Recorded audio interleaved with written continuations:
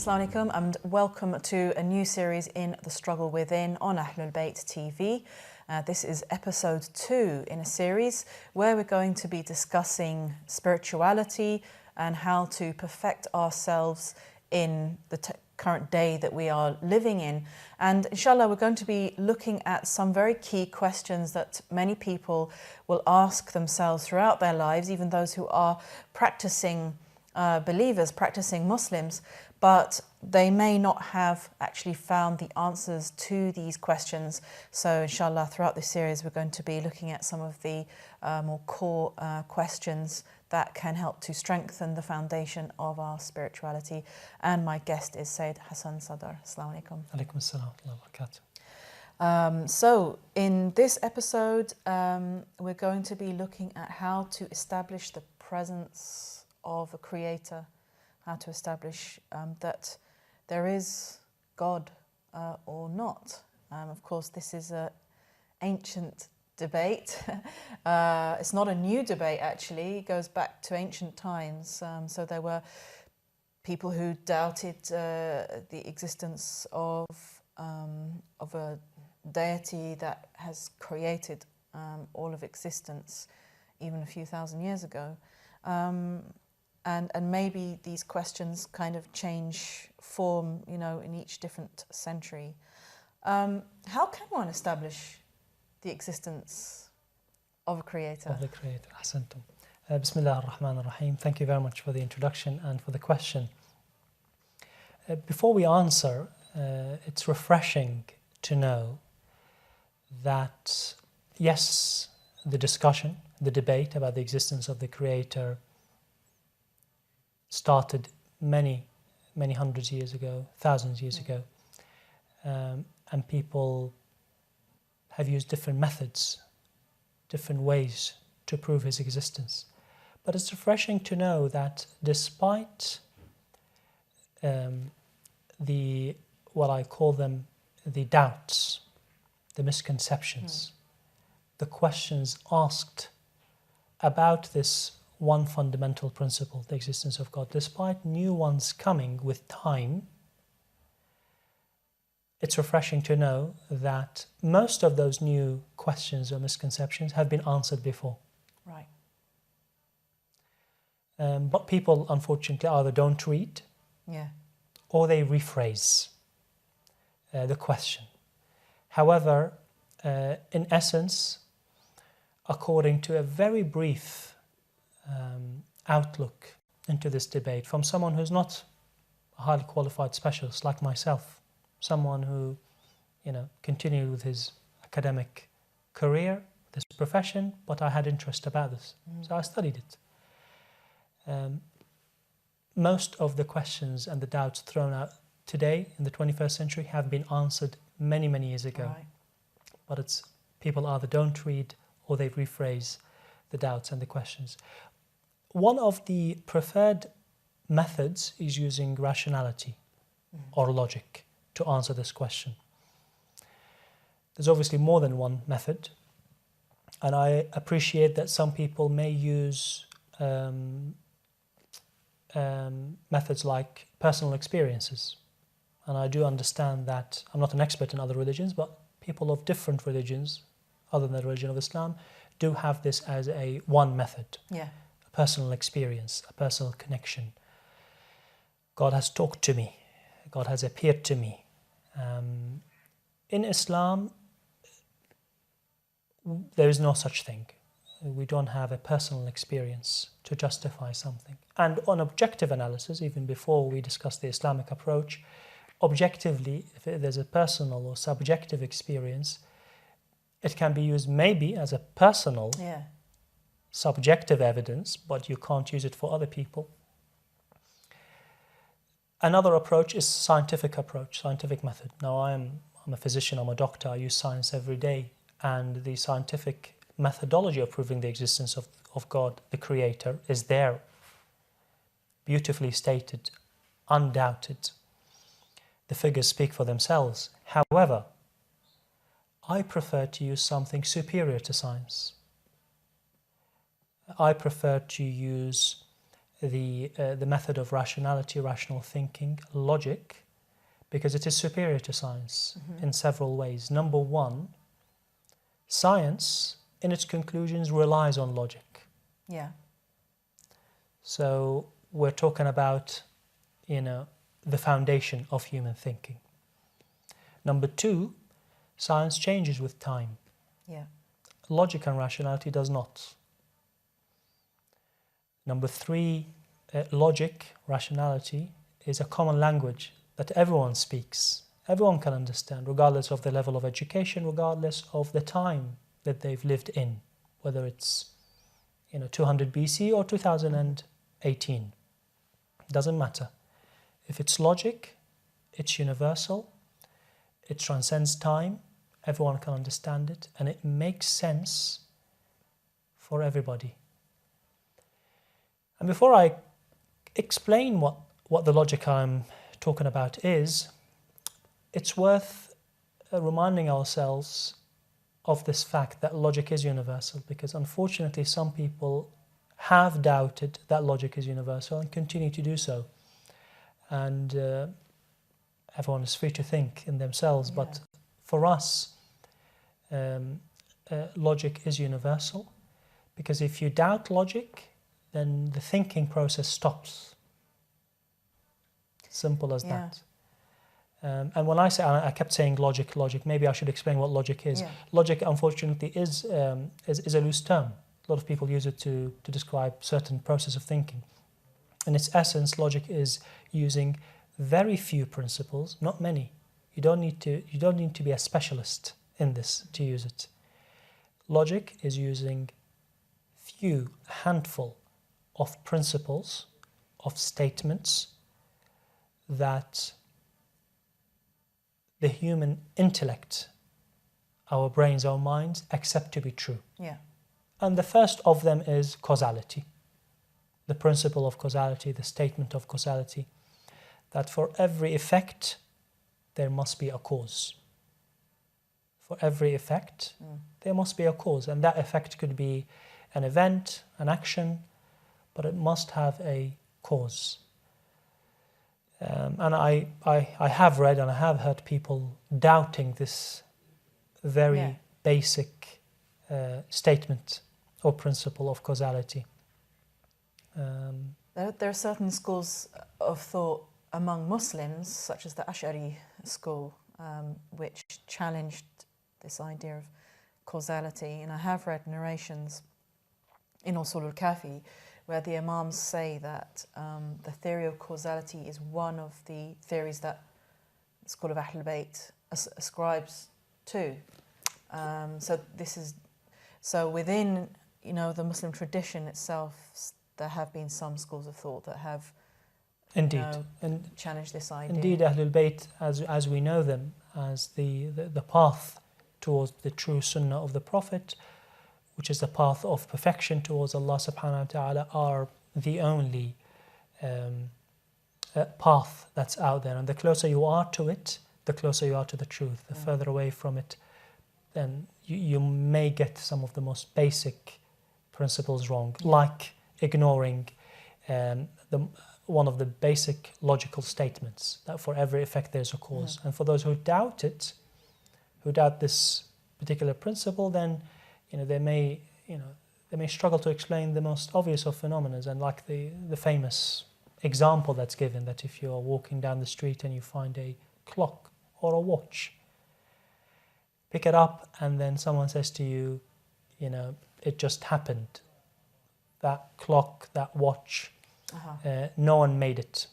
Obviously, it's an event, it's an effect, it's an action that for a clock to come together with its design, pieces together, and so on.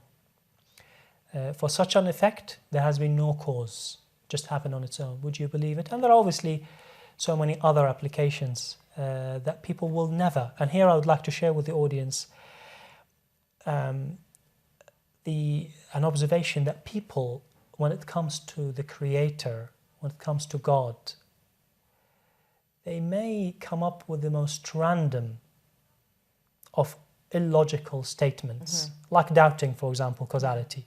But when it comes to their daily lives, they will never abandon this principle.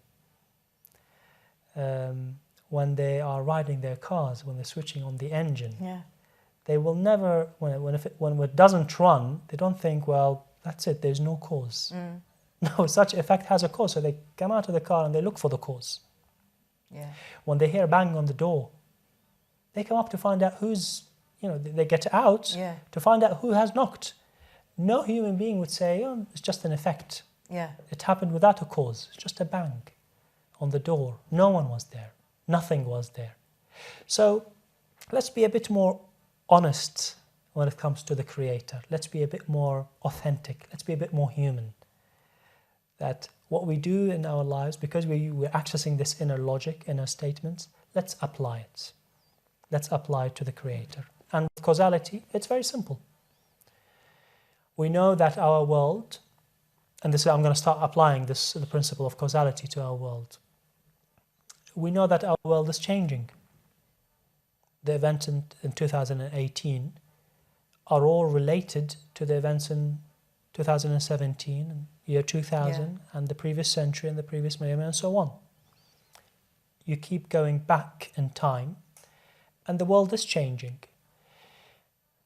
There are so many effects, and the causes, the multiple causes for all these effects are the effects of the day before, the week before, the century before, the 1,000 years before. So essentially we are talking about a chain of events, chain of effects that has causes. And we are tracking back these causes in time. Because for every effect there's a cause. There are two possibilities.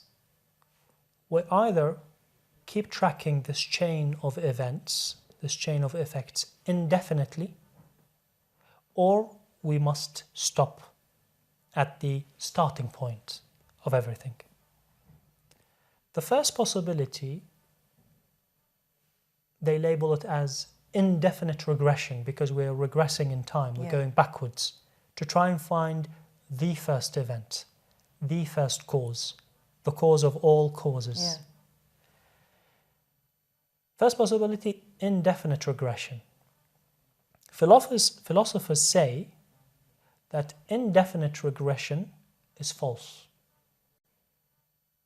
You can't regress indefinitely in time. And here I would like to share with the viewers that such a basic principle, and I'll explain why not. Okay.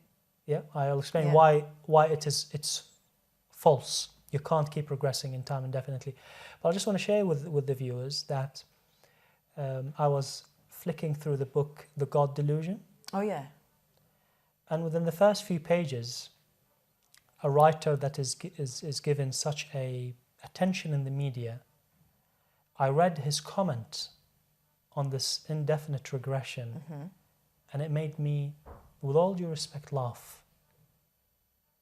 That someone as highly educated, apparently, someone who is willing to step out of biology, which is his specialty, to go and address this fundamental issue of the existence of God, to write a book about it, to call it the God Delusion, yet in the first few pages, he completely gets it wrong. In fact, it shows that he did not understand what indefinite regression is. And I will explain to you what indefinite regression is and why it is false and how he got it completely wrong. Why is indefinite regression of events backwards is false? Well, by false it means it cannot happen because the event at the end will never take place. So now we are in 2018. The world is a sequence of events that we're regressing backwards. Now let's use an example. Example of person number one walking through the door. and him walking through the door needs someone to push him from behind him. So his event is the event, or the effect depends on a preceding event, like our world. Yeah. Going through the door, 2018. That's person number 2. Person number 3 is behind them, person number 4, number 5, number 10. Now, if there is a limited number of people, 10 or 10 million, if the person number 1 million pushes the person in front of them, eventually the person at the door would get the push, would walk through the door. Yeah. If they are domino pieces, if you have 10 pieces or 10 million pieces, the piece number 10 million, if it's pushed, it will eventually push the last piece.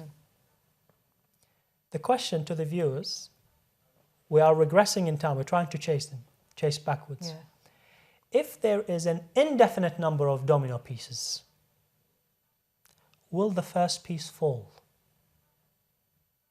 If there's an indefinite number of pieces. If there is 10 million, 10 billion, no matter how big the number is, as long as it's a limited number, all you need is the last one to be pushed, and eventually it will push. But if there is an indefinite number of pieces, the first piece will never fall. Aha. Because at each step, you're tracing backwards. Yeah. You want a piece to fall, so it pushes them forward. None of them would fall, because they all depend on The first one, right. on the one preceding them. You're trying to find You're trying to find that moment at which that domino fell. Yes. And if you've got 10 million, you're going to be constantly going back to, well, if you have 10 million, yeah. then there's a starting point. Yeah. But there's an indefinite regression, then the last piece will never fall. Yeah. The first piece, I meant. The first piece that is in front of us will never fall, because if you stop at 10 million, if you stop at 100 billion, and if you're waiting for that one, you're examining it, you're trying to fall, it will never fall, because there's more behind it. Yeah. And there's more behind it, and there's more behind it. That's what indefinite regression is.